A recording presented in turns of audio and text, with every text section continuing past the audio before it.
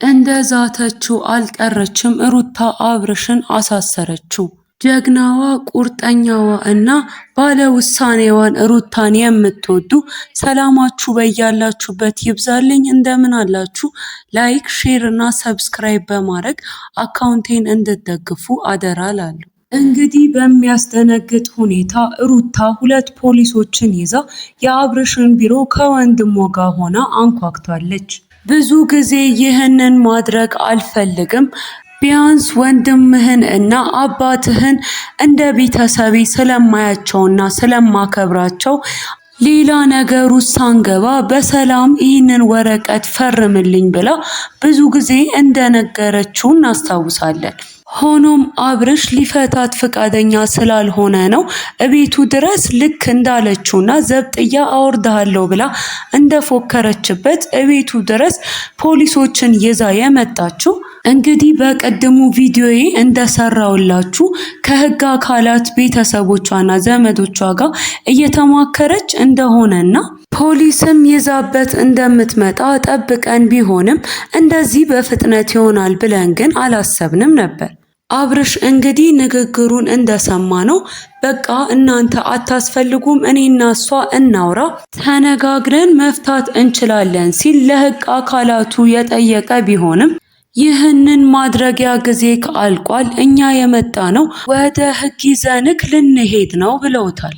ከዚህ በፊት ብዙ ጊዜ ለምኜሃለሁ፣ ዛሬ ፖሊሶች በቆሙበት አሁን እናውራ የምትለኝ ምን አዲስ ነገር ስላለ ነው? ከዚህ በኋላ እኔ እናንተ የምናወራው ነገር አይኖርም።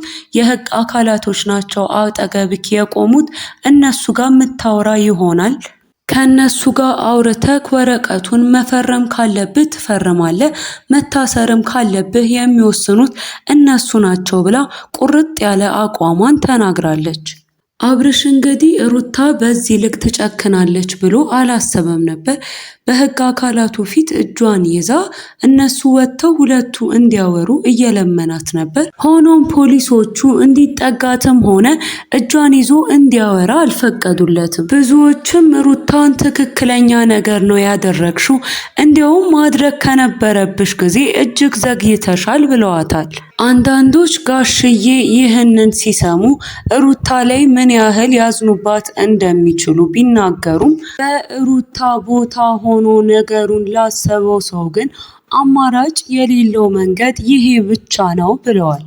እኔም እንግዲህ ቀን ሰርቸው በነበረው ቪዲዮ ላይ አብርሽ እልህ ይዞት ነው እንጂ ከሷ ጋር መለያየት አይፈልግም፣ ይቅርታ ለማለት የያዘው ኩራትና እልህ ነው ብዬ እንደነበረው አብርሽ ሩታን አንቺ ነሽ እኮ የተለያዩ ሰዎችን እያላክሽ እልህ ያስያሽኝ እንጂ እዚህ ድረስ አንዳረስም ነበር ሲላት ሰምተናል። ሆኖም ኩራት ራት አይሆንምና አብርሽ ትዳሩንም ሆነ ራሱን ማዳን የቻለ አይመስልም። ያው እንግዲህ አብርሽ የልጇ አባት ነውና እስር ቤት እንዲቆይ ትተዋለች ባንልም እስከምን ጥግ መሄድ እንደምትችል ግን አሳይታለች። እንግዲህ ብዙዎች ከዚህ ቪዲዮ በኋላ ሩታን የምናደንቃት የምንወዳት በምክንያት ነው። ታጋሽ ናት፣ አስተዋይና ብልህ ናት፣ ስትቆርጥ ደግሞ የውሳኔ ሰው ናት ብለዋታል። ሆኖም ግን የአብርሽና የሩታ ጉዳይ እንደዚህ መሆኑ ያሳዝናል። ምክንያቱም ደግሞ ቅድምም ስል እንደነበረው በመካከላቸው ልጅ አለና ይህ ልጅ አድጎ ነገ ስለ እናቱና ስለ አባቱ አጣርቶ የሚሰማው ነገር የሚያሳዝነው እንዳይሆን ያስፈራል። ከዚህ በኋላ እንግዲህ አብርሽም ቢሆን ወረቀቱን መፈረሙ የማይቀር ነገር ነው። አብርሽና ሩታን ለማስታረቅ ብዙ የደከሙት ቤተሰቦቻቸው እነ ጋሽዬ እነ ኤፍሬም የሩታን ቤተሰቦች ድካማቸው እጅግ የሚያሳዝን ነው። በተለይ ጋሽዬ ይህን ነገር በጭራሽ መቀበል የሚችሉ አይመስለኝም። ምክንያቱም ደግሞ መፈረም የሚባለውን ጉዳይ በፍጹም ሲስማሙበት ስላላየናቸው ነው። ሆኖም ሩታ ህይወቴን እኔ እንጂ ሌላ ሰው አይኖርልኝም ብላ ውሳኔዋን ወስናለች። ከዚህ በኋላም ደግሞ የህግ አካላት ስለገቡበት የማናቸውም ሀሳብ ተቀባይነት ሊያገኝ እንደማይችል ግልጽ ነው። እንግዲህ በቀጣይ ቪዲዮዬ ፖሊስ ጣቢያ ውስጥ ምን እንደተፈጠረና እነ ጋሽዬም በዚህ ዙሪያ ምን አሉ የሚለውን ጠቅለል አድርጌ ይዤላችሁ የምመጣ ይሆናል። ስለ ሩታ ቤተሰቦችም የሚሰሙ አዳዲስ መረጃዎች ይኖራሉ። እኔም እንደሰማው ወደ እናንተ ይዤላችሁ እመጣለሁ።